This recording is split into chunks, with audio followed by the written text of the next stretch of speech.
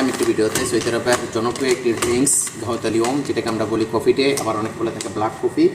যাই হোক না কেন, বানিয়ে দেখেছিলাম, মধ্যে ছিল হাট মানে গরম। এখন আমি বানাবো ঠান্ডা। তো গরমের জন্য এক রেশিও, ঠান্ডার জন্য এক রেশিও। তো চলুন দেখা যাক।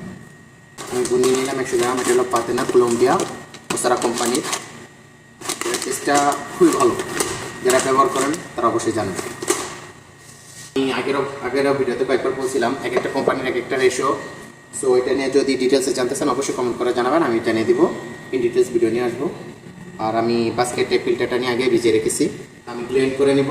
ব্লেন্ড করার জন্য এটা আমি নাম্বার দিয়ে দেবো 11। ব্লেন্ড করার জন্য এটা আমি নাম্বার দিয়ে দেবো 11।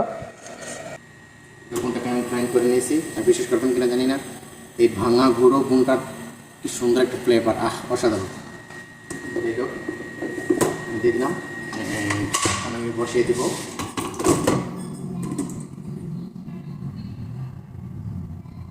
ওকে, মেশিনটা আমি সেট করে দিলাম। আমার 4 মিনিট পর্যন্ত অপেক্ষা করতে হবে। তো এর পাশে কিছু কথা বলে নিই।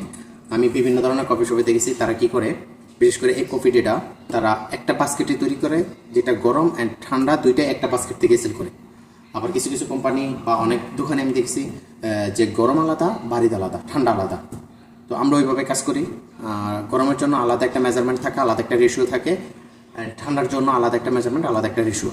এখন বলতে পারেন যে এটা তো আমরা তো গরমই, এখান থেকে তো মেশিন থেকে তো গরমই পড়তেছে, তাই না? এটা যেহেতু অটোমেটিক একটা সিস্টেম, এটা যেহেতু মেশিন থেকে গরম পড়তেছে, তো এই ক্ষেত্রে আমি এখানে আইস মিক্স করবো। তো আইসটা আমি ওই পরিমাণ মিক্স করবো না যে কফির যে টেস্টটা একদম পানি আসে ওইরকম না। এবার এই যে কফির টেস্টটা স্ট্রংই থাকবে।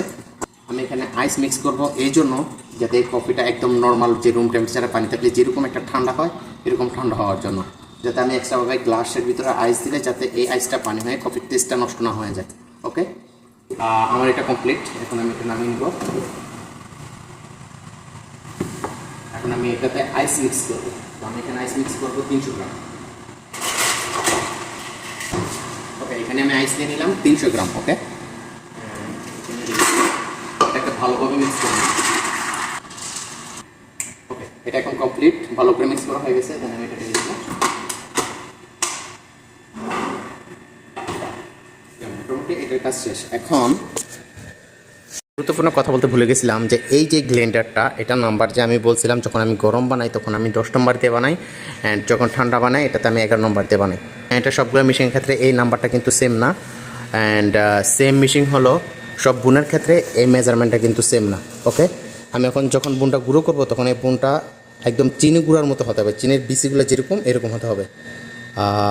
আমার কিন্তু নাম্বার ধরে যখন আমরা কাজ করব তাহলে কিন্তু এটা একদমই ভুল। ওকে, এটা মাথায় রাখবেন। তো গাইস, আজকে এই পর্যন্ত। পরবর্তী ভিডিওর জন্য অপেক্ষা করুন। অ্যান্ড স্যার আপনার কী জানতে চান অবশ্যই কমেন্ট করে জানাবেন, আমি নেক্সট ভিডিও নিয়ে আসবো ইনশাআল্লাহ।